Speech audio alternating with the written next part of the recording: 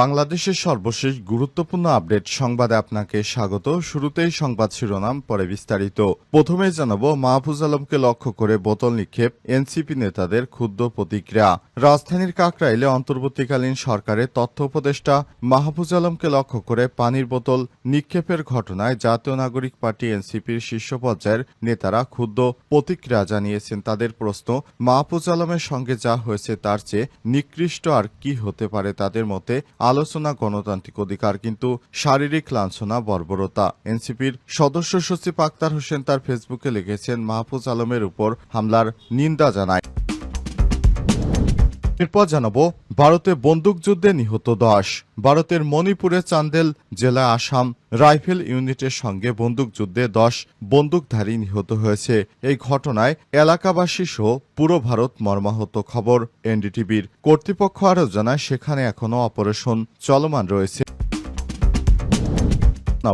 আমরা ৭১ সালের প্রতিশোধ নিয়েছি বললেন উচ্ছ্বাসিত পাকিস্তানের প্রধানমন্ত্রী শেহবাজ শরীফ। ভারতের বিরুদ্ধে সম্প্রতি পাল্টা হামলার মাধ্যমে পাকিস্তান ১৯৭১ সালের যুদ্ধে পরাজয়ের প্রতিশোধ নিয়েছে, এমন দাবি করেছে পাকিস্তানের প্রধানমন্ত্রী শেহবাজ শরীফ। আজ পাকিস্তানের শিয়ালকোটের পাসরুর সেনানিবাসে অপারেশন বুনায়নুন মারসুসে অংশ নেওয়া সেনাদের সঙ্গে সাক্ষাৎ করতে গিয়ে এমন মন্তব্য করেছেন তিনি। শেহবাজ শরীফ বলেন, এই অভিযান পাকিস্তানের জন্য একটি ঐতিহাসিক মুহূর্ত। কয়েক ঘন্টার মধ্যেই আমরা দাঁতভাঙা জবাব দিয়েছি। এর মধ্য দিয়ে ১৯৭১ সালে যুদ্ধের প্রতিশোধ নেওয়া হয়েছে।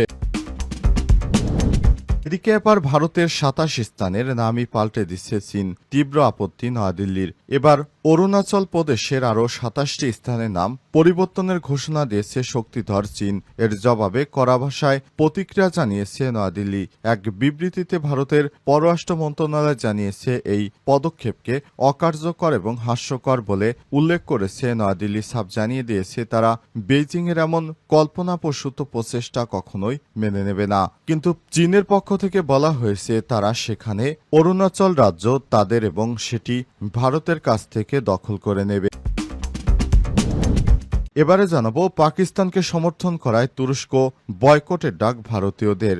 ভারতের সঙ্গে সম্প্রতি সংঘাতে পাকিস্তানের প্রতি সমর্থন জানায় তুরস্ক এবং আজারবাইজানকে বয়কটের ডাক দিয়েছে ভারতীয়রা। এর আওতায় তুরস্ক ও আজারবাইজানের জনপ্রিয় রিসোর্টগুলোতে ছুটি কাটানোর পরিকল্পনা বাতিল করেছে ভারতীয় পর্যটকরা। পাশাপাশি তুরস্কের পণ্য বয়কটের ডাক দিয়েছে ভারতীয় নাগরিকরা। খবর রয়টার্সের। প্রিয় দর্শক, এতক্ষণ শুনছিলেন সংবাদ শিরোনাম, এবারে বিস্তারিত। তবে তার আগে বন্ধুরা, অনুরোধ থাকবে এই সংবাদটিতে একটি লাইক দিন।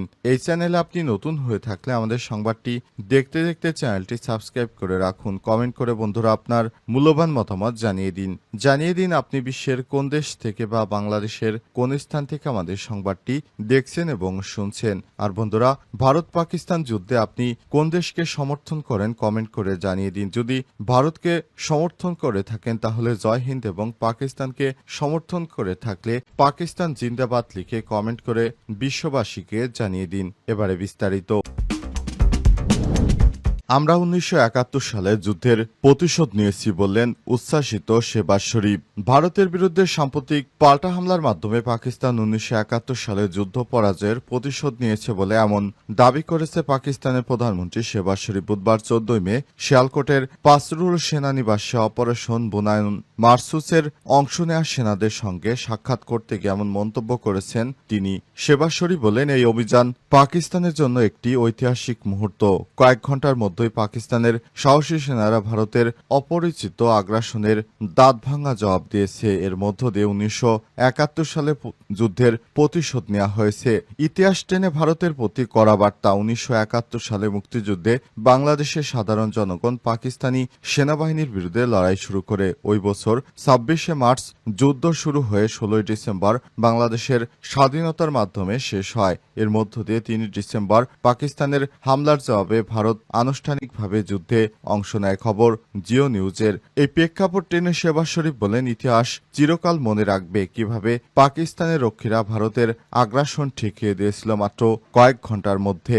সেনানিবাসে বক্তব্যকালে পাকিস্তানের প্রধানমন্ত্রী সরাসরি ভারতের প্রধানমন্ত্রী নরেন্দ্র মোদীকে আক্রমণ করে বলেন, বিশ্ব জানে ১৯৭১ সালে কারা মুক্তিবাহিনীকে প্রশিক্ষণ দিয়েছিল, এখন তারাই বেলুচ লিবারেশন আর্মি ও তেহরিকি তালিবান পাকিস্তানের মতো গোষ্ঠীগুলোর পেছনে সামনে আছে, এসব হচ্ছে মোদির প্রশ্রয়। এ সময় তিনি আরো বলেন, মোদি আপনাদের আগুনঝরা বক্তব্য আপনার কাছেই রাখুন। পাকিস্তান শান্তি চায়, তবে এই আকাঙ্ক্ষাকে আপনাকে দুর্বলতা ভেবে ভুল করবেন না। ভারতের পক্ষ থেকে পানি সরবরাহ বন্ধের সম্ভাব্য হুমকির জবাবেও কঠোর অবস্থান নেন শেহবাজ শরীফ। তিনি বলেন, যদি ভারত পাকিস্তানে পানি প্রবাহ বন্ধ করার কথা ভাবে, তবে মনে রাখুন পানি ও রক্ত একই সঙ্গে বইতে পারে না। এটি আমাদের সীমা, এতে কোনো ছাড় দেওয়া হবে না। এ সময় নরেন্দ্র মোদীর রক্ত ঝরানোরও ঘোষণা দিয়েছেন শেহবাজ শরীফ। সঙ্গে ছিলেন ইসাক দার। এছাড়াও ছিলেন পাকিস্তান সেনাবাহিনী প্রধান। মাহফুজ আলমকে লক্ষ্য করে বোতল নিক্ষেপ, এনসিপি নেতাদের ক্ষুব্ধ প্রতিক্রিয়া। রাজধানীর কাকরাইলে অন্তর্বর্তীকালীন সরকারের তথ্য উপদেষ্টা মাহফুজ আলমকে লক্ষ্য করে পানির বোতল নিক্ষেপের ঘটনায় জাতীয় নাগরিক পার্টি এনসিপির শীর্ষ পর্যায়ের নেতারা ক্ষুব্ধ প্রতিক্রিয়া জানিয়েছে। তাদের প্রশ্ন, মাহফুজ আলমের সঙ্গে যা হয়েছে তার চেয়ে নিকৃষ্ট আর কি হতে পারে? তাদের মতে সমালোচনা ও গণতান্ত্রিক অধিকার, কিন্তু শারীরিক লাঞ্ছনা, বর্বরতা। এনসিপির সদস্য আক্তার হোসেন তার ফেসবুকে লিখেছেন, মাহফুজ আলম এর উপর হামলার নিন্দা জানাই। যারা উল্লাস করছেন তাদেরও। হামলাকারী কোনো ইন্টেনশন বা উদ্দেশ্যে হামলা করেছে তা এখনো অজানা। সেই পথ খুঁজে বের করতে হবে। সেই হামলাকে জাস্টিফাই বা ন্যায্যতা দেওয়ার সুযোগ নেই। দোষীদের আইনের আওতায় আনা হোক। সঙ্গে যেসব ন্যায্য দাবি রয়েছে জগন্নাথ বিশ্ববিদ্যালয়ের শিক্ষক শিক্ষার্থীদের, সেসব দ্রুত বাস্তবায়ন করতে হবে। এনসিপির উত্তরাঞ্চলের মুখ্য সংগঠক হাসনাত আবদুল্লাহ এবং শারজিস আলমও এই বিষয়টি নিয়ে পোস্ট করেছেন। মাহফুজ আলম শিক্ষা উপদেষ্টা নন কিংবা জগন্নাথ বিশ্ববিদ্যালয়ের দাবিগুলোর সঙ্গে সম্পৃক্ত কোনো দায়িত্বপ্রাপ্ত প্রতিষ্ঠানের সঙ্গে সম্পর্কিত নয়। তারপরও তিনি সেখানে গিয়েছিলেন অভ্যুত্থানের ছাত্র জনতার একজন প্রতিনিধি হিসেবে। আপনাদের প্রতিনিধি হিসেবে তিনি নিজের অফিস কিংবা প্রশাসনিক জায়গায় আপনাদের না ডেকে বের হয়ে রাজপথে আপনাদের সঙ্গে গিয়েছেন। এরপর তার সঙ্গে যে আচরণ হয়েছে সেটার জন্য আপনাদের প্রতি ধিক্কার। আপনাদের আগে কমিটমেন্ট দেওয়ার পরও কেন কাজগুলো বাস্তবায়ন হলো না, সেটার জন্য আপনাদের তো শিক্ষা সচিবকে কাঠগড়ায় দাঁড় করানো উচিত, শিক্ষা উপদেষ্টাকে জবাবদিহিতা করানো উচিত। সেটা না করে তিনি আপনাদের কথা শুনতে গিয়েছেন, আপনারা তাকে আঘাত করেছেন। এর আগে মঙ্গলবার জগন্নাথ বিশ্ববিদ্যালয়ের শিক্ষার্থীদের একজন প্রতিনিধি তার সঙ্গে যোগাযোগ করছিলেন উল্লেখ করে শারজিস লিখেছেন, আমি সঙ্গে সঙ্গে মাহফুজ ভাইকে জানাই তিনি আজকে রাত 9টায় আমাদের মিটিংয়ের সময় দেন এবং এটাও বলেন যে আগামীকাল শিক্ষা উপদেষ্টার সঙ্গে মিটিংয়ের ব্যবস্থা করে দেবেন। এরপরও কেন এই ধরনের অরাজকতা সেটি প্রত্যাশা করি না, বলেছেন শারজিস আলম। ভারতের মণিপুরে বন্দুকযুদ্ধে নিহত 10। ভারতের মণিপুরে চান্দেল জেলায় আসাম রাইফেল ইউনিটের সঙ্গে বন্দুকযুদ্ধে 10 বন্দুকধারী নিহত হয়েছে। এই ঘটনা